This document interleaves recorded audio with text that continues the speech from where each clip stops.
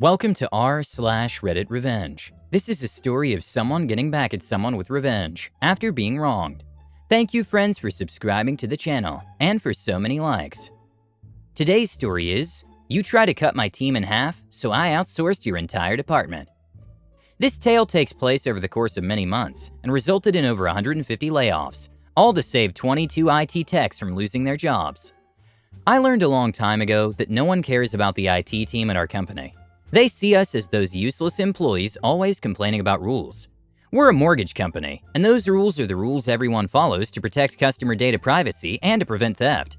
When your company suddenly loses 2 full payments for a house to some scammer in Nigeria and the FTC has questions for you, then it's time to change your policies.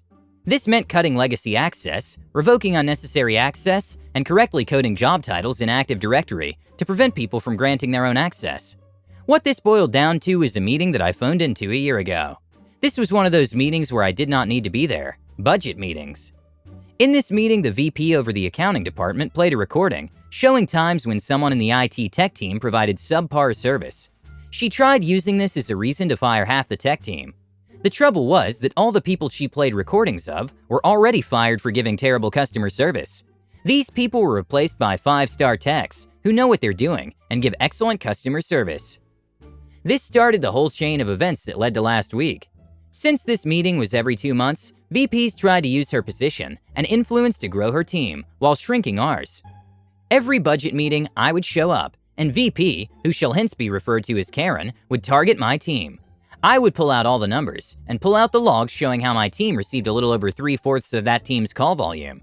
I show how my team of 22 techs personally received more phone calls than every other inbound call employee by more than double the number. I show how with the call volume we receive, we still maintain a 98% satisfaction rating. At the third budget meeting, the COO had been tired of hearing the same excuses and wanted hard data. He had a point. I was merely throwing out basic numbers without providing real data. Our company was in the middle of a budget crisis, and someone needed to be cut. These budget meetings were basically a way to defend our own department from the chopping block. Karen believed that the best defense was a good offense. She was right, but not in the way she thought. When it became clear that the IT support team was on the chopping block, Karen starts to have her employees call into the tech center and have them make requests that she knows we cannot assist with, as that's handled by another company entirely. We're not able to transfer calls to an external line, so the only thing we can do is give the number to call and hang up. The negative CSATs start to flood in after this. Every single call from the team regarding a vendor's password reset gets a negative CSAT. Our approval rating tanked to 72% in one day. I instantly took action. First, I contacted a few of the users on recorded calls and asked them why they called the IT tech team when they know we're not capable of resetting the vendor's password. She replied that she was told it was policy to do that now. I asked why she left a negative satisfaction rating, and she said that those no longer count against the employee, that those are only used for macro metrics. I walked over to Karen's office and walked in. "Karen, why are you having your team call mine to reset vendor's password?" Karen looked confused and stated that she did no such thing. She said she would talk to her team and make sure that they call the correct number in the future. The calls did not stop. Now, a few of her team were calling in with personal machines that were not an asset of our company. They were wanting things done which would violate license agreements with Microsoft or Dell. Each of these were refused, and each of these were leaving negative CSAT. It became clear that Karen was trying to tank our stats before the next budget meeting. I let my boss know, and he just gives me a sly smile. The leash is off. Sicker. This is an inside joke between us, as I'm someone who's very detail-oriented when I'm focused. When you try and get my team fired because you want to grow your useless team, I'm very focused on you now. The first thing I do is enable call recording for every corporate employee, as to not arouse her suspicions. Her team did not have call recording enabled because her team handles CDP on a daily basis. I pull a live call and listen in. "This is employee with our company. May I have your account number or your name?" The customer gives the name.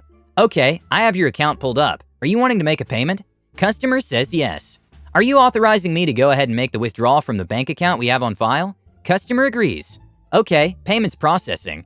You'll be notified in X days when it's completed. Your next due date is this date." The customer thanks her and he hangs up.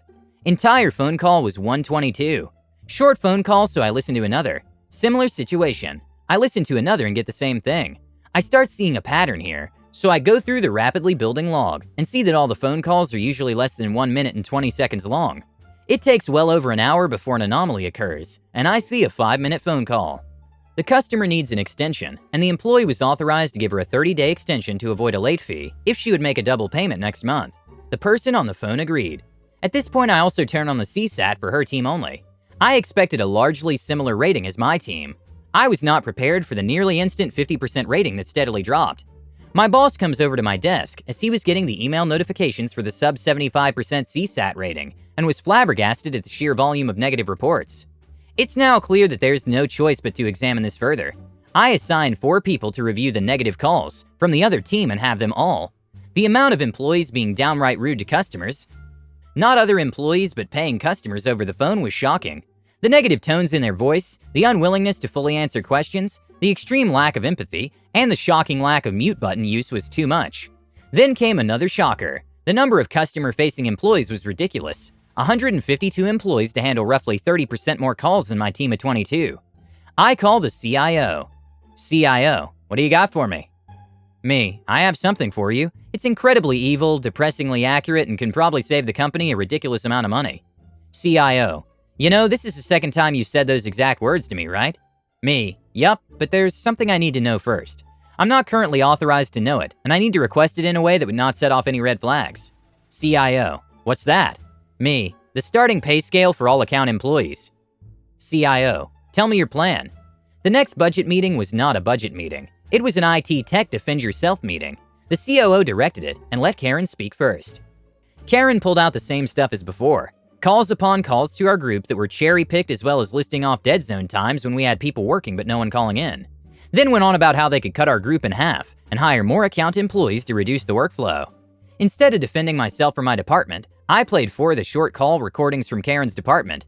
I then pulled up the Excel sheet that was color-coded, showing how many phone calls each account rep received and the length of time they were on, each call and the customer satisfaction rating.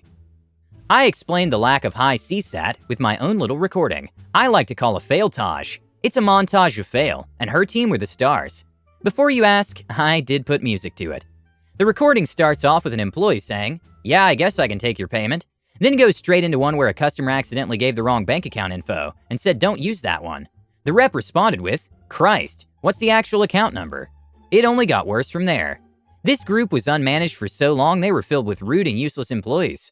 I then showed them a side-by-side comparison of each tech who received a call. I showed how my techs were receiving more than 4 times the number of calls per rep than her team was getting per day. I showed her how we all were on the phone for well over 7 times the amount of time her team was on the phone for, and I demonstrated how each tech had double or triple the satisfaction rating over all her group. Half the room that was uninterested in the conversation were suddenly interested when I closed out my presentation. In short, I saw no reason to defend the IT team today, as I've successfully done so in every prior meeting. Since the last meeting, however, Karen has crossed the line and has had her team call mine in regards to things we have no access to. I played the recording of me calling her minion.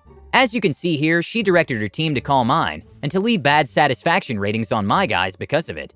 I've since deleted those CSATs, as they serve no purpose whatsoever. I then pulled out my next flowchart. This is the monthly expense, taken from the last 9 meetings, that our company spends on IT and servicing departments.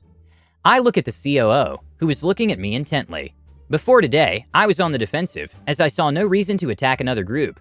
But it's clear to me now that my team has a target on its back. That's why I now show you this. It was a graph showing the starting pay scale for each IT and servicing employee code, as well as their average daily workflow.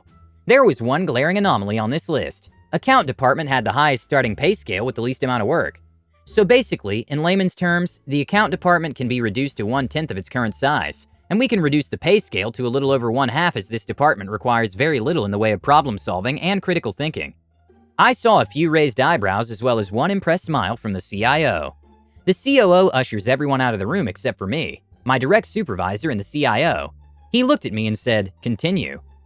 Further, we can cut this department entirely and outsource them instead of IT. Since this group merely takes payments and sometimes allows extensions, we do not have to worry too much about technical ability. Outside of simply using Windows, we can hire high schoolers if we wanted to. This got a laugh from the CIO. Karen was staring through the window with this smug grin on her face the entire time. Now, for my final bit for this meeting, I'm going to play 2 cherry-picked phone calls. These are the 2 most technical phone calls I could find from the last month for both departments. I play a call where a payment fails to process, and the rep realizes she typed in the wrong number. I then play a call where it starts out with a user stating that her customer submitted a payment to the wrong CD. The tech breaks out into our procedure to prevent wire fraud. Thanks to the quick action of this tech, we were able to reverse the CD and save this customer from losing their down payment. The final masterful stroke was playing my final card. As you all know, Karen's been coming after my team for months. She's been grinding her axe against us because she, like everyone else, has made the mistake that we're incompetent, inept, and useless to the company. What she did not know is that I have all the logs showing the truth. The smoke she's been blowing for years is so thick that it's ridiculous. Her team is highly replaceable, and we both know my team would require extensive training and effort to replace. The CIO spoke up. With just 30 people, we can outsource her entire department and save the company millions a year.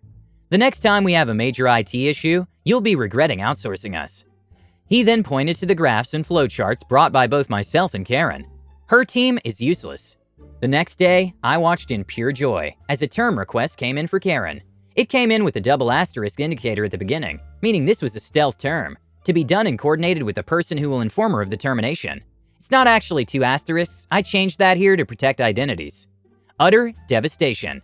She was an old guard person who knew the CEO well. When he heard the failtage, he cut her loose instantly. Over the next 2 months, the account team was shuttered.